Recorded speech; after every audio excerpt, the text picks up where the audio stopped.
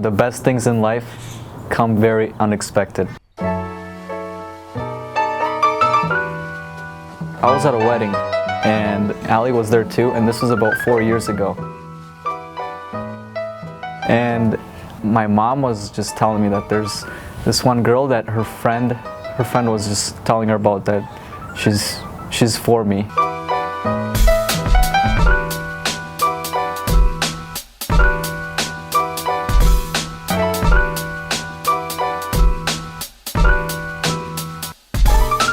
My mom didn't tell me who it was, and I was asking her, like, why won't you tell me? She just didn't. I saw some people playing kartoshka on the side, like after the wedding, and I was just looking, and I think I saw her, but I wasn't sure if that was her because I was just curious. My sister started to be friends with some people from Ali's church, and she told me to come and visit, and I went there a few times, and that's the first time I ever saw her, and she was the prettiest girl there. And my sister came home and she was like, and all my aunts were messaging me and they were like, "So Ali, we found you, we found your man."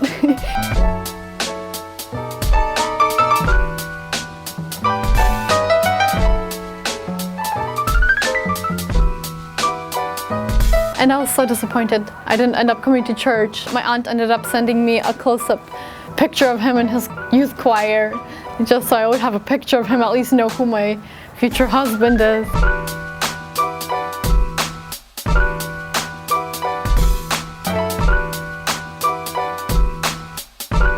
I kind of started noticing him because he was, of course, very attractive, and I don't know. And then my church, actually, my youth organized a multi-church youth hiking trip, and so he ended up coming to that youth trip, and while we were hiking, he was at that moment he was alone, so there was no one around him, and he was always just quiet. So I decided to kind of, introduce myself, kind of like see what he's all about. I'm a pretty shy guy. It was kind of interesting, and that's the first time I ever talked to her, and I really liked that girl. So I came up to him and he was just quiet, and so I introduced myself, he introduced himself, and I noticed that I was actually very comfortable around him. It's very rare for me to be completely myself, completely comfortable with someone, and I don't know, I just noticed that around him I was just smiling and just laughing and just saying my jokes. He was just laughing along. It was kind of a nice change. And then after that, he just started coming more to my youth, and we started kind of hanging out. We would go on road trips together to youth conferences with our friends, and it was a lot of fun. I started really liking him. And I was kind of shy and kind of awkward, so I didn't think she'd like me. She was just everything I ever wanted and more. And I was sure she was gonna be the one that I was gonna marry.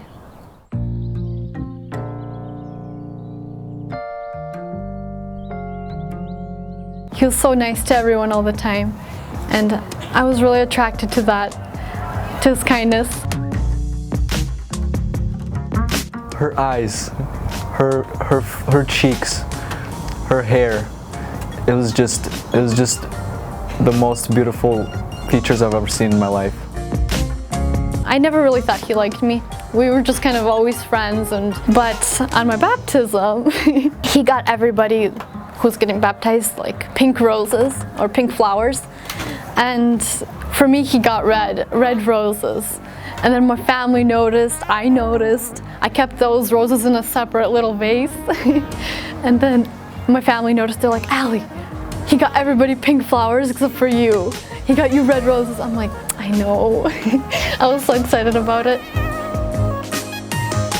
There was a youth camp, and I didn't know if I should go, and I heard that Ali was going, so I was like, I was gonna go for sure. At that camp, he actually told me that he liked me and that how he felt about me and a lot of cute things. And I really liked this girl, and I just really wanted her to know how I feel towards her. So I was talking to her a lot at camp, and you know, I was trying to sit by her as much as I could, trying to have her on my team as much as I could. And one evening, I just couldn't help it, and I told her I needed to tell her something. It was next to this gaming area. There was like people walking through, and I told her, I said, I need to tell you something. And then there was two pastors just walk up to us, and then they just talked to us, and then that kind of interrupted what I was about to say. So I was like, maybe I shouldn't say anything. And after that, she's like, what did you want to tell me? And I told her that I really liked her. And then she just paused, and then she said, I like you too.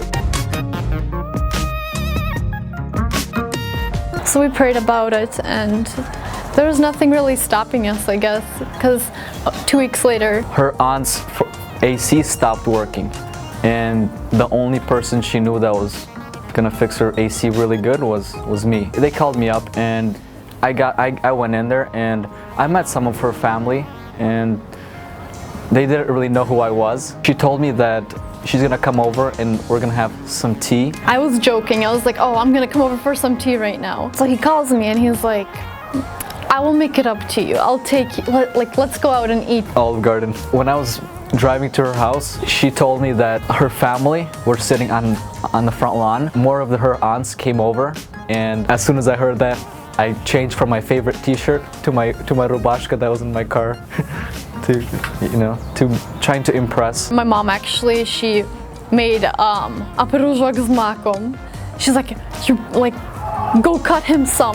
So I gave him this pyrozhok, and he opened the door for me. We drove to Olive Garden. I thought he was gonna sit next to me, and he ended up sitting all the way across the table, which was so much space. I was like leaning in, trying to talk to him, and we had a lot of fun. And when we were driving home, I ended up asking him, what are we? And I told her she's my girlfriend, and that's how we started dating.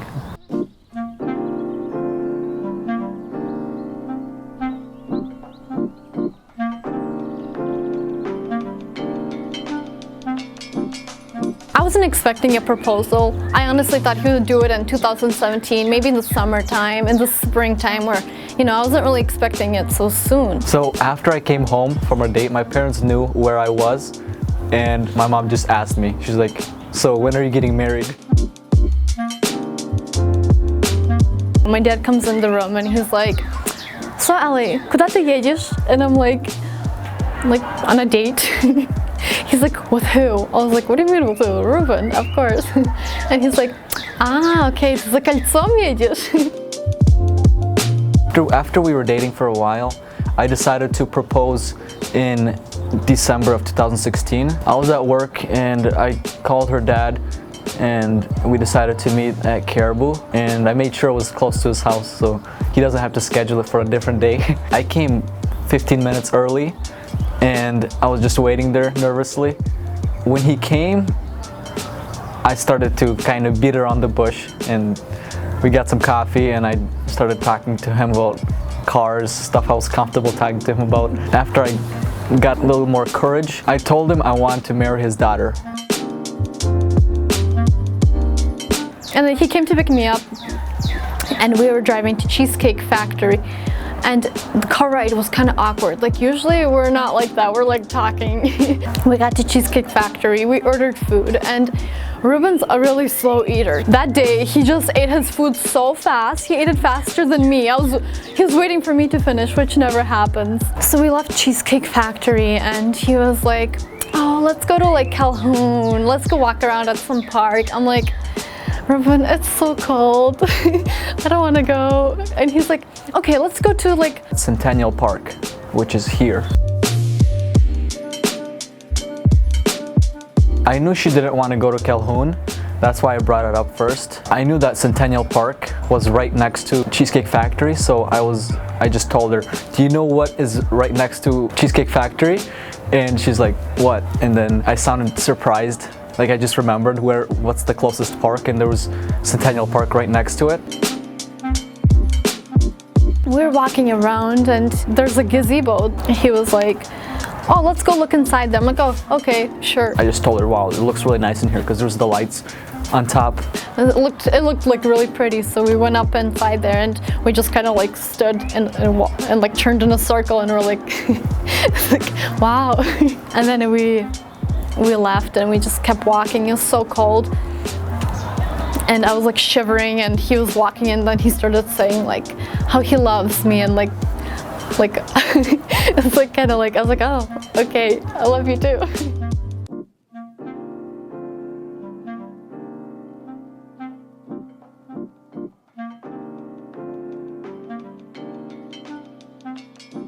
I noticed that it was like really lit up and he's like, let's go look. I'm like, Ruben, like no, there's people in there probably, you know, they're like probably doing something. And he just kept walking towards it. I'm like, Ruben, don't go in there, like why are you going in there? And I noticed that it was like there's so many candles. I was like, what is going on?